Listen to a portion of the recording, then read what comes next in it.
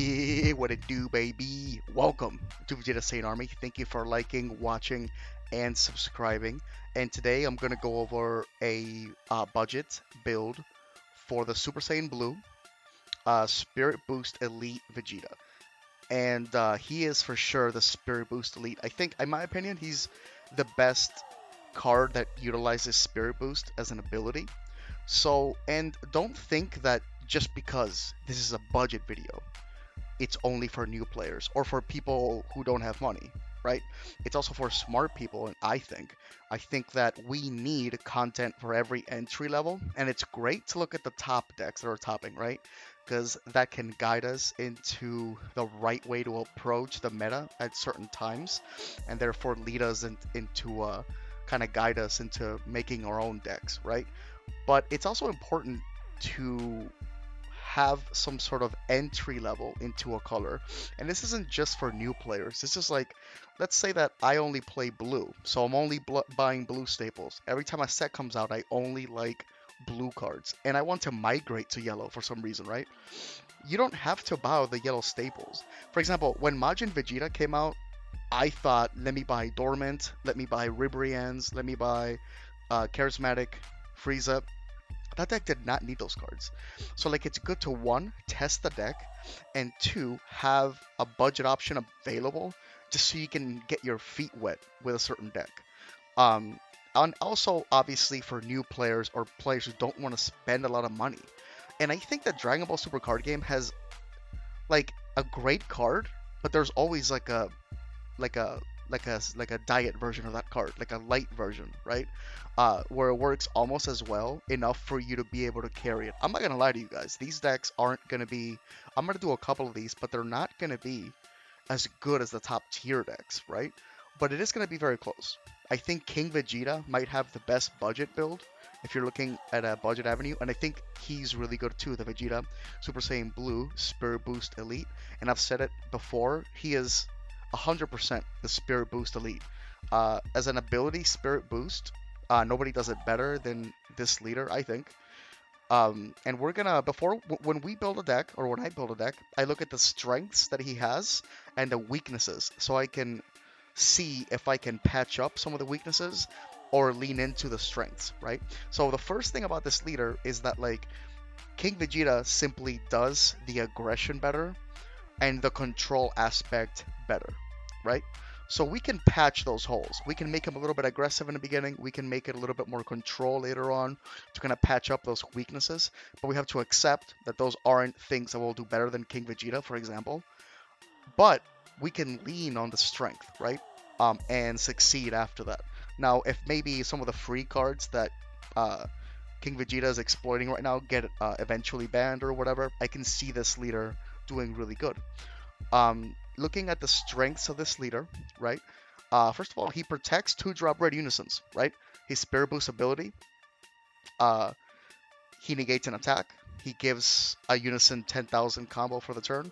Now, I know it's 6,000, but I don't give a shit what it says. It's 10,000. Because defensively, you have to go over the number. So let's say that you're using Piccolo Unison or Kaba Unison, right?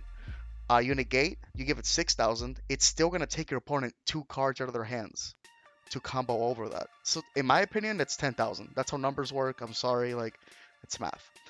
So he's really good at protecting that unison. You know, King Vegeta doesn't have that sort of protection. I mean, it's not just King Vegeta. There's other decks. I think Galanch draws more. I think Bulma could be better at control as well. But no other leader has the type of protection specifically for cheap unisons that this leader has. Number two, it gives double strike to unisons. That's great. If you're playing against Hatchek, I have a very good friend of mine that plays Hatchek, and this gives him a little bit of trouble because the unison now becomes a threat, right? Now, it's very hard to interact with unisons, activate battle, so having the unison have that keyword is very important. Number three, it uses the unison to self-awaken, you know? It's kind of annoying for control decks nowadays to face against some of the new decks because these new decks are awakening and taking their life down to 5 or 4 or whatever, and this guy does it as well, which is really cool. He doesn't have to awaken by getting to a certain life. He can also do it by simply having a unison. So far, 3 of the strengths revolve around the Unison, right? Number 4, we can look at his attributes. He's red, he's a Saiyan, and he's U7. So you can always like make a deck around just just the attributes of this person. Like say, like in black, if you're a black Saiyan, if you're a black Saiyan only card leader, for example, in black, that could get you a lot of help. In red, also, especially if you're U7, red, and a Saiyan, right? So the card pool kind of gets narrowed down. So we can look at that as a strength, very much so. And then 5, this is obvious, but it's important to me that a leader draws on both sides. Unless it has like a broken ability, you should draw on both sides. And it's actually 15k on the front. So when he swings on the front side, he's 15k offensively. So right into the build. Again, this is not going to include the good tier 1 cards that are very expensive. So I'm going to try to explain this build, right? In my opinion, the competitive build that doesn't care about budget is going to have the Piccolo 2-drop Unison, and it's going to have the new ruler, right? And it's going to have a couple of other red cards. Now, since we're leaning into the Unison, let's pick Unisons that are either 20k or that can do something that make them having double strike really good. So I'm starting out with the Mass Saiyan agent from another dimension all the way to the top left. That Mass Saiyan is really good because it's cheap. All of these cards are $1 or less, right? Now this Unison draws you a card every turn, just like Piccolo. I'm not gonna lie to you, Piccolo's better because he KOs cards when your opponent counters. But this guy's gonna give you hand. He's actually gonna make you draw every turn. That's great. In my opinion, drawing is the most broken thing about Dragon Ball, among other things. So you're gonna see your whole deck if you get this guy, right? So not only is he drawing you cards every turn, but it makes sense on this deck because I'm running a critical amount of Bardock's crew in this configuration. Chain Attack Fascia, the second card there to the top left, is a 1-drop that searches the deck, the top 5 cards, for either a Bardock's crew or a 2-drop Unison. So she's an amazing turn 1 play. And with Bond 3, she becomes a 15k attacker, right? Now, another Unison as a backup, you can use Kaba, but I actually am starting to like the Master Roshi. The Master Roshi comes in, burns a life, and every turn he's a 20k. I just like it because 20k double is better than 15k double. 15k double seems like I'll drop a card from my hand. You know what I mean? Like, if somebody's attacking me for 15k double strike, I'm like, I gotta drop a card, I'm not taking 2. But if it's 20k, you feel like compelled to waste 2 cards or maybe take it. You know, it makes the opponent think like, well, if I take it, I'm drawing 2. You know what I mean? Like, so, but you can use Kaba as well. It comes in a starter deck. Chain Attack Borgos, my favorite card in this deck. It's a 1-drop that draws a card, and it's 15k with Bond 3. Now, all of these little weenies that are red Saiyans are great because for every one of them, your Mass Saiyan Unison is going to get 1,000. So just like Roshi, he can get up to like 20,000 if there's 5 of them on board, if there's 5 red Saiyans on board, and then he's 20k double. That's a little less likely, but I just like that he draws every turn, right? And we can patch up that hole of aggression that that's kind of a bit of a weakness compared to King Vegeta that we have with the burn from Master Roshi. Again, Kaba Unison's good as well. You can use him as well, but I just like on the budget build the Mass Saiyan Unison, right? So if you're starting out in this deck, I would use the Mass Saiyan Unison that I have there on the top left. He's really good. It's just the fact that he draws you cards. And then at the end, the -2 is also going to draw you a card. It's funny, when I use the secondary effect on a Unison sometimes, I'm like, man, I wish I could use both because the first one makes me draw, and the second one makes me do the broken thing, right? In this one, you can actually use the second one and draw a card, which I really like. And then you get a pump out of it, right? So it's great offensively. And then we're using a couple of these 1-drops. The Shugesh 1-drop, I'm actually not the biggest fan of, but it's a 1-drop 15k double striker. The 1-drop Bardock, part of a low pride of a low-class warrior. It's a 1-drop 15k when he attacks. He'll take a life, so he replaces himself, and then he searches the top 7 for a Bardock's crew and plays it. This becomes a +2 in a way, because if you play the Borgos off the top 5 or 7 and he draws a card, then you just like played a Borgos, drew a card, and took a card from life. for just playing this guy. So you plus two in a way to me. You can't attack with him again, but it does give you more bond. It does give you more pumps to your unison. It's really good. Now, one thing I'm doing is I know Raditz is the best super combo. I'm using Nappa just because it's way cheaper just for the budget build. But if you have the Raditz, go right ahead. Um, Gine, I'm using at two. I'm doing a 2-2 split. I love Gine. Like I've play tested a lot in the team Discord and with my friends. And let me tell you, man, this super combo is amazing. If somebody's swinging at you, all you have to do is, like, if they're swinging for 30k, you combo with a card, you combo Gine, you give that other card in your combo area 6,000 combo, and you draw a card. And you can always combo with it offensively and still draw a card. Like, it's really good.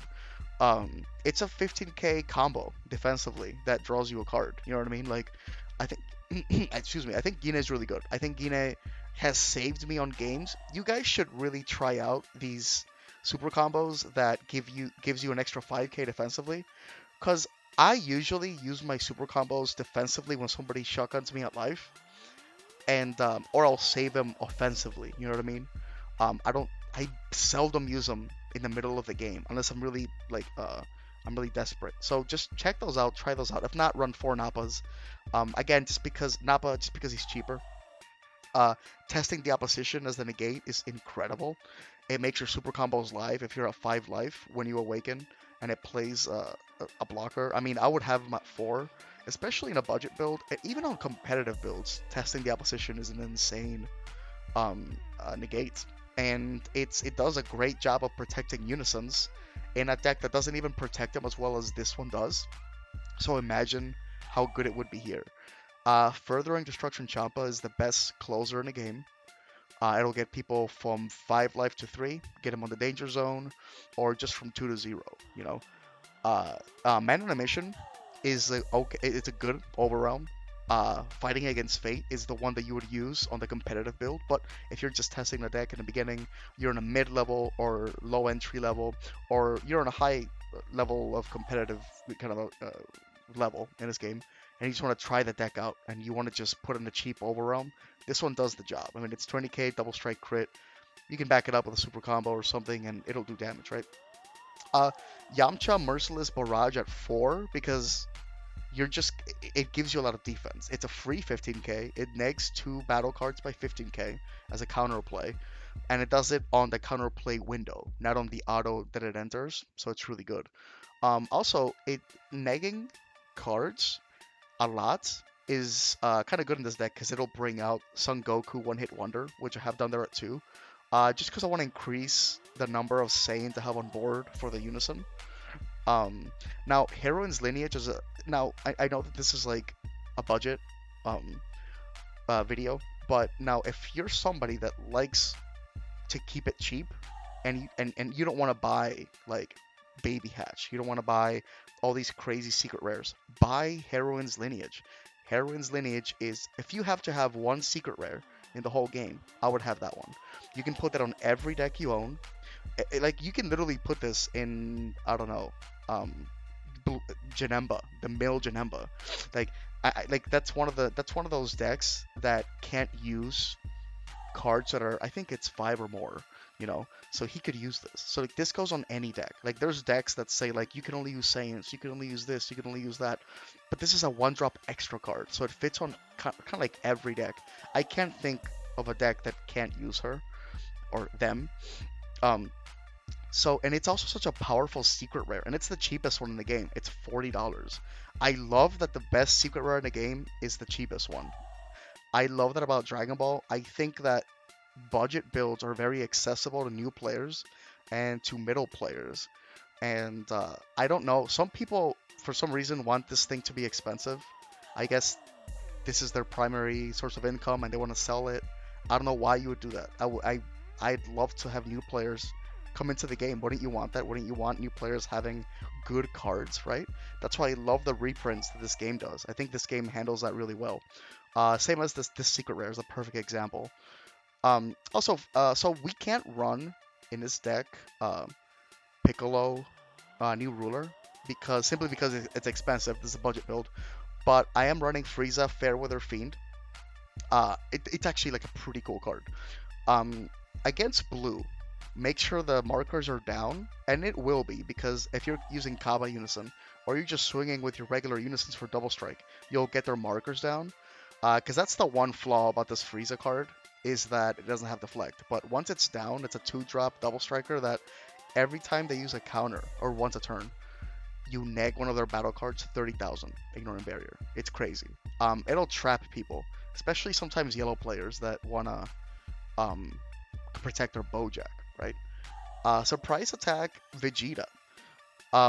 Again, a free red Saiyan. It's great for the Unison. So again, everything's kind of leaning into this Unison, trying to help the Unison become a 20k double striker. We're trying to lean into that strength, patching up some of the aggression holes, some of the control weaknesses the deck has, and it's a very solid deck.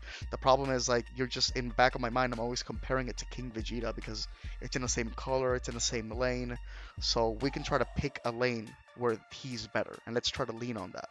Mercenary Tower 4 of taking a page out of the King Vegeta book. It's a free 15k critical. Why not? Broly Chrono Retribution at 2. It's really cheap right now. I think I think Broly Chrono Retribution is the most expensive card in this deck right now, and that's a great sign, right? So obviously, if you're looking at this deck right now, you can see that we don't really care about our field. Our field, we're not really protecting. They're like little weenies, right? But you're playing them for so cheap, and they're recycling your hand so much, or they're swinging for double strike and stuff. So like they're high value to you as you're being played, but once you're on the board, you don't give a shit about them, honestly. And this is great because it puts the pressure on your opponent on having to get rid of them. But cards like Yamcha, testing the opposition, kind of help that defense. And your Unison's fine. Your Unison's probably not going to get taken out. Now, if you like the deck, if you're playing this deck, and you like the way it's going, and you would like to now move into a competitive area for it, I would say Piccolo Jr., Descendant of the King, the one all the way to the right here. It's insane. It draws a card every turn, just like the Bardock, and every time your opponent uses a counter skill, you KO one of their cards. You know, testing the opposition isn't just on red, it's on every color. And it's one of the most famous, popular negates right now. And every deck's using them. So what happens with Piccolo Jr. is that like if they use two of those a turn, you'll KO both of their blockers. And it happened to a good friend of mine recently. And I was playing this deck and I had the Piccolo Jr. on board and he used two, testing the oppositions, and I blew up both of his blockers on the turn I was going for game. King Piccolo, the new ruler, I think is a 4 of in his deck. I really think so. I think you want to see this guy every turn your Unison's on because you want to take advantage of this shit. You want to take advantage of the fact that, like, it's a 2-drop Unison, right? So you really want to express your strength as far as the 2-drop Unison line, and I think King Piccolo New Ruler is a great card. And here's a reason why it's great to look at budget videos, even if you're not new, because you can familiarize yourself with the deck and then see with your playstyle what you need for the deck. A lot of people disagree with me about King Piccolo, New Ruler, right? And I think that's something I want to use with the deck. So I know what to invest in now. You know what I mean? So as you guys are playing the deck, these are just some of the options or some of my suggestions for upgrading the deck once you mastered it, once you get, you know. And I think this is a deck you can win locals with. This one. I think this is a deck that you can do really well with and kind of master the game, master red if you're new to red, if you're new to the game, if you're new to red Saiyans, you know, not every red deck works the same. And I do hope this will help you out. King Vegeta's Imposing Presence is not that expensive. Last I saw it, it was like $4 each, and it's not a hard pull. Like every time I got a box, I usually opened it pretty easily. I pulled it easily, I mean, and it's really great. It's free if your life is at 3 or less. If you drop out another card from hand, and then negs the attacker by 10,000, and then everything that attacks from then on gets 5,000 less. It's a floodgate. Ignores barrier. It doesn't matter if it's elite or unison. It's really good. So if you guys need any help, don't be afraid to ask. I want to make more of these videos. I want to make the entry level a little bit easier because I think it's very easy for people to get disillusioned when they look at a top cut and like all the 5 best decks are like $300, and they think like, oh, to get good I have to play that. Like I have to use that. And I don't think that's the case. Um, I think these like the difference between this deck as a budget version and as a competitive version, I think there is a significant gap, don't get me wrong. But I think that a good player will make very good do with this. And I think it'll behoove you to kind of chew into this deck as a budget before you spend money on cards, and it'll feel better, if you're like, you know what, this deck isn't for me. And I think a lot of players leave the game because they'll spend $200 on a deck that they think is for them, and then they're like, ooh, I'm playing Blue Baby, and I bought these promos and Baby Hatch, and I don't like control. Dragon Ball sucks, you know what I mean? But if you're sinking your teeth into a deck and you spend, look, this deck is $50. This deck is $50 without Heroine's Lineage. But like I said, Heroine's Lineage is a good investment. Heroine's Lineage isn't like, oh, I can't play this deck. Fuck it. Let me play green. Looks like I have to sell my Heroine's Lineage. No, Heroine's Lineage is for every deck. Heroine's Lineage is the only expensive card that I would like recommend budget people to use. So again, if you guys have any questions, let me know. Join Vegeta Saiyan Army, the Facebook group. Like and subscribe, all that bullshit. Love you guys, and I'll see you next time.